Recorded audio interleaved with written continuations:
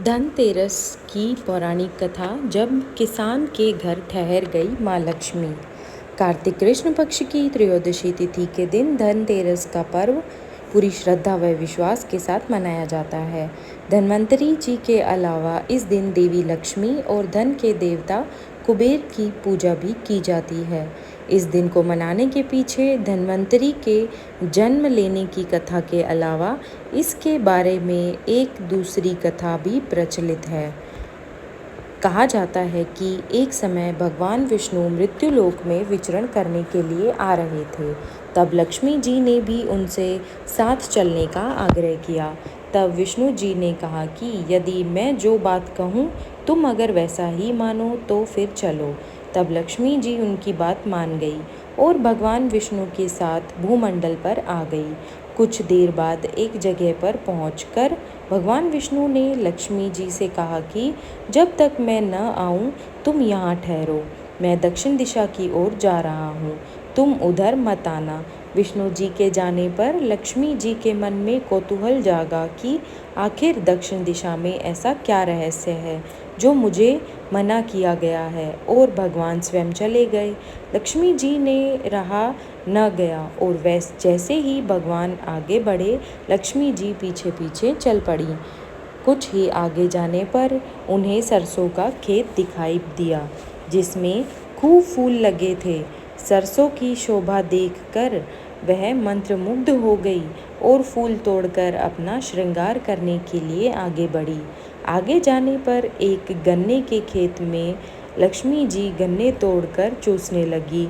उसी क्षण विष्णु जी आ गए और यह देख लक्ष्मी जी पर नाराज होकर उन्हें श्राप दे दिया कि मैंने तुम्हें इधर आने को मना किया था पर तुम न मानी और किसान की चोरी का अपराध कर बैठी। अब तुम इस अपराध के जुर्म में इस किसान की 12 वर्ष तक सेवा करो। ऐसा कहकर भगवान उन्हें छोड़कर क्षीर सागर चले गए। तब लक्ष्मी जी उस गरीब किसान के घर रहने लगी। एक दिन लक्ष्मी जी ने उस किसान की पत्नी से कहा कि तुम स्नान कर पहले मेरी बनाई गई इस देवी लक्ष्मी का पूजन करो, फिर रसोई बनाना, तब तुम जो मांगोगी मिलेगा। किसान की पत्नी ने ऐसा ही किया। पूजा के प्रभाव और लक्ष्मी जी की कृपा से किसान का घर दूसरे ही दिन से अन्न, धन, रत्न, स्वर्ण आदि से भर गया। लक्ष्मी जी ने किसान को धन धान्य से पूर्ण कर दिया। किसान के 12 वर्ष बड़े आनंद से कट गए। फिर 12 वर्ष के बाद लक्ष्मी जी जाने के लिए तैयार हुई। विष्णु जी लक्ष्मी जी को लेने आए तो किसान ने उन्हें भेजने से इनकार कर दिया। तब भगवान ने किसान से कहा कि इन्हें कौन जाने देता है, यह तो चंचला है, कहीं नहीं ठहरती, इनको बड़े बड़े नहीं रोक सके। इनको मेरा श्राप था इसलिए 12 वर्ष से तुम्हारी सेवा कर रही थी। तुम्हारी 12 वर्ष सेवा का समय पूरा हो चुका है। किसान हठपूर्वक बोला कि नहीं, अब मैं लक्ष्मी जी को नहीं जाने दूंगा। तब लक्ष्मी जी ने कहा कि हे किसान, तुम मुझे रोकना चाहते हो तो जो मैं कहूँ वैसा करो। कल तेरस है, तुम कल घर को लीप पोत कर स्वच्छ रखना, रात्रि में घी का दीपक जलाकर रखना और सायंकाल मेरा पूजन करना, और एक तांबे के कलश में रुपये भरकर मेरे लिए रखना।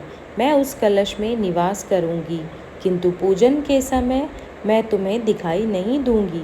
इस एक दिन की पूजा से वर्ष भर में तुम्हारे घर से नहीं जाऊंगी। यह कहकर वह दीपकों के प्रकाश के साथ दशों दिशाओं में फैल गई। अगले दिन किसान ने लक्ष्मी जी के कथानुसार पूजन किया। उसका घर धन धान्य से पूर्ण हो गया। इसी वजह से हर वर्ष तेरस के दिन लक्ष्मी जी की पूजा होने लगी।